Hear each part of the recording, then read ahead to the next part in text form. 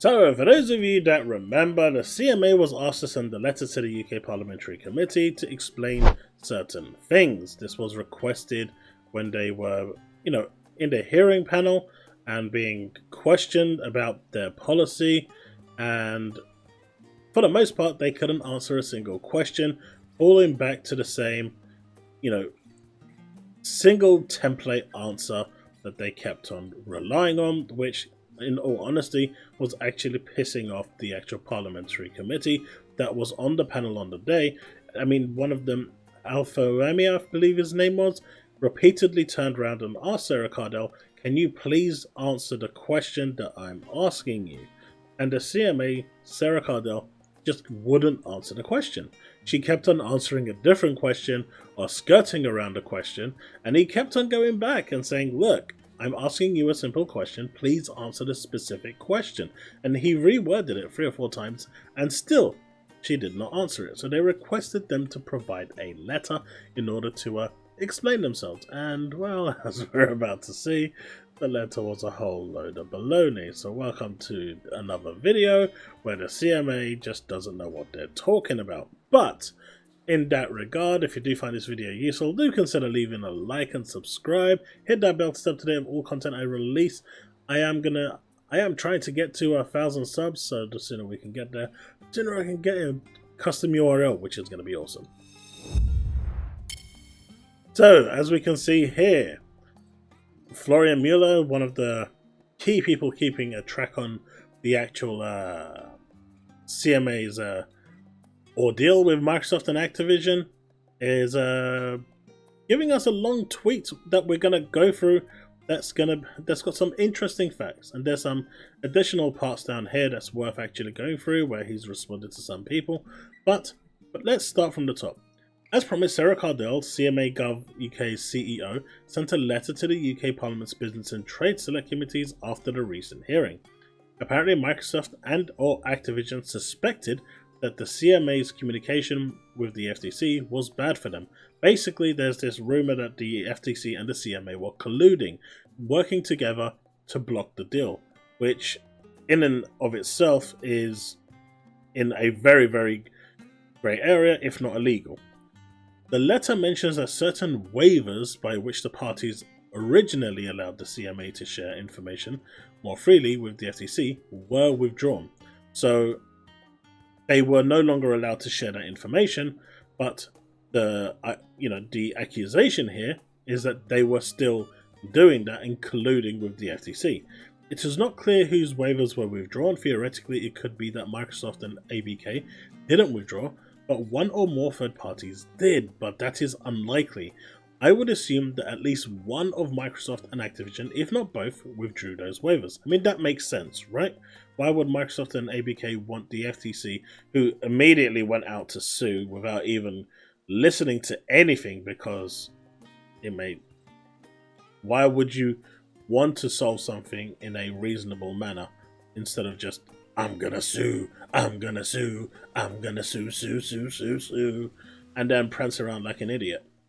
So it makes sense that Microsoft would have, or ABK, if not both, would have actually kind of wanted to put a stop to this.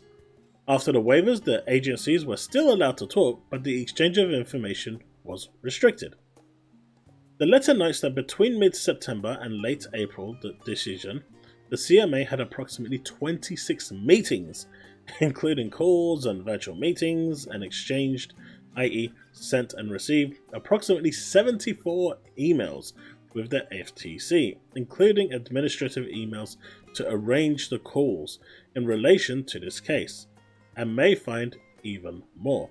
So this is what they've disclosed, but you could actually find that there's actually way more than that.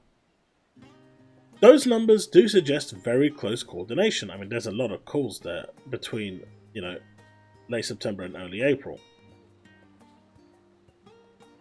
But do not, in and of themselves, establish forum shopping, essentially colluding, by the US government, which was alleged in the Illumina Grail case, and outgoing Republican FTC Commissioner Christine Wilson, who actually resigned because she basically said that Lena Khan was ignoring the rule of law, and basically was doing whatever she wanted and went completely and utterly rogue. And despite, someone in my comment section saying that is perfectly okay to ignore the rule of law, it actually isn't. So, why you would think that it is okay to ignore the rule of law is mind-blowing.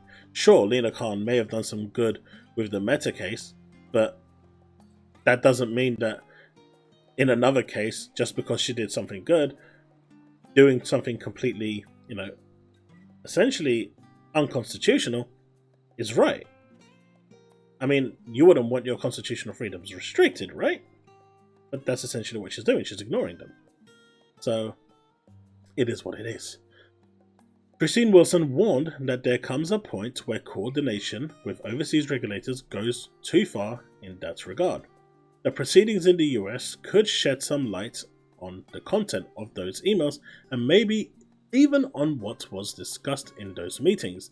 It would obviously be a serious problem if, for instance, some information had been exchanged even after the withdrawal of a waiver, which would put the CMA and the FTC in a lot of hot water, especially considering that they legally did not have any right to share that information. At that point, any decision derived based on that information would then have to be nullified. And this also says, which in turn means some information could have unduly reached the Sony-supported class action lawyers in San Francisco, which it may have, but nothing like that can be concluded from the CMA's response to the parliamentary question, mainly because they gave a blanket statement again. The last part of her letter responds to a question that was about whether Microsoft and ABK were informed of the CMA's stance in advance of the decision, which is generally what you're supposed to do, or at least give them some indication. Just like in the part about cooperation with foreign authorities, she mostly recites the standard process, like she did at the panel meeting, and then says they followed standard process, which again is exactly what she said every time she was asked a question she couldn't answer. It was the same copy and paste answer. There is too little in that 4-page letter that is really specific to the ABK case, and there is nothing ABK specific other than the claim not to have departed from standard procedure in the final part of the letter, which seems to be the CMA's only defense at the moment. It's their only leg to stand on. What's interesting is the fact that the letter is dated May 26, but apparently it was only discovered on the Parliament's website yesterday. So the CMA didn't even inform the Parliament body, the panel, that this was already published onto the website. They just published it and said, our job here is done, we don't care. The more time we can waste in this situation, the better it is for us. How shady does that look? The fact that the CMA defends its April 26th decision, no matter how indefensible it actually is, and its process, be it in that promised follow-up to the parliamentary hearing or in yesterday's letter to the editor of the Times, does not necessarily mean that no constructive solution can be worked out. And I still believe that a solution can be worked out. I still believe that the CMA can sit down with Microsoft, get some remedies in place, get some concessions in place, logical concessions, right? Workable concessions, not divestiture. And I think that they can still come to an agreement that suits everyone. Considering 40 countries have already passed this through, FTC has already been disregarded and it's getting bypassed, so they don't even count, so you can add that to the list as well. The CMA is literally the only country now, well, the regulator in the UK to actually oppose this. And if they are the only one, questions have to be asked. It's obvious that the CMA wasn't going to issue a mea culpa. Basically, hey, we're wrong, we're really sorry, we're going to pass it through. And no one needs that, because it would make not only the CMA look stupid, but it would also make them look insanely incompetent at what they're doing. And no one wants that because it just undermines the whole regulatory process. Provided that things work out in the end. If things don't work out, then all sorts of questions may be raised, particularly in the event of protracted litigation in the United States. There are 3 near-term junctions at which a settlement would make particular sense. In time for the next CAT Tribunal hearing on Monday, which will be a full-day hearing, and it may not be much more enjoyable for the CMA than the last one on May 30th. Now, I'm going to try and find out today if I can actually stream this, and if I can, I'm going to try and take a day off work. So for those of you that are interested, I'll see if I can actually stream on YouTube. If I can't, it will be over at Twitch, but I'll keep you all posted. Ahead of the July 18 closing date under the current merger agreement, which doesn't mean that they'd agree on July 17 or so, but well in time so that Microsoft would not have to initiate if it so intended, but its lawyers are analysing the option, as we know from the MLEX, a closing over process. What this basically means is, if the CMA still wants to, lock horns and say no, and because this kind of appeal is ongoing, they can actually close the merger without the CMA's approval, and if need be, just pull Activision Blizzard games out of the UK for the time being until something is resolved, and find a third-party publisher to provide that, deal with that, or they will just make sure that no Activision Blizzard games are on Game Pass in the UK. So no matter which way you look at it, the UK population for gamers is going to suffer. Unless the deal falls through, then everyone's on the same playing field and everyone goes on their merry journey, and that's the end of the case. Ahead of the multi-day CAT hearing that is intended to start during the week of July 24th, which is supposed to be a 4-day event, so it's supposed to be from July 24th to July the 28th, but could go up to the 31st as provided by, the information provided by the judge. So this is also possible that could actually take place, but obviously they want to close this before the July 18th hearing because that is the actual closing date. But if it's going to go to July the 24th, then it looks like an extension would be in place, but they will likely just close the deal on July the 17th to, make it just semi-official, and at that point it will be an uphill struggle for the CMA to try and overturn it with whatever remedies that they want to place. Right now they have all the cards and they can get the remedies that they want in place. They really should do that. It's now even easier to see why Bim Afolami said in a recent guest article that he didn't really get an answer from the CMA. This is the person I was talking about earlier regarding the fact that he was asking questions to the CMA and all they kept on giving was a blanket answer, or they were skirting the answer and they just would not answer. He just couldn't get an answer from them, and no matter how he worded that question, it just wouldn't. He just couldn't get the answer. It was crazy. Now, Hahafel says, the scenario I see is that at the beginning, Sony took all the information it had and passed it on to the FTC, and later it was shared with the CMA. Sony's lawyers for Jim Ryan, we did what we could, but the purchase will be carried out by Microsoft. Sony already knows that it lost. It's fairly possible that Sony has given up on this. They see that the regulators in charge of 39 countries have approved the deal, and that the CMA can't defend a disproportionate remedy over a flimsy theory of harm concerning what the CAT may even deem a relevant market, which, as we know from the CMA, from the EU regulators, it is not a relevant market right now. It may be in 10 years, or just like Meta's Facebook metaverse, it could come crashing down and burn to hell, and all that investment goes bye-bye. There's another one here. I think this proves that the CMA and FTC were talking to each other more than they should have. That's a bit flimsy, but it is pointing towards that. And especially with Christian Wilson's actual testimony, it's all pointing towards that there was collusion. CMA clearly, along with the FTC, wanted to stop this merger. Of course they did. They want to stop big tech from getting even bigger. Like I said in my previous video, when the UK is worth just $500 billion more than the whole of Microsoft as a corporation, this isn't about Xbox, this isn't about games, this is about stopping big tech from bullying their way through and getting what they want. And the fact that Microsoft is able to do this right now with Activision threatening to push out is exactly the reasons why they're kind of standing in front.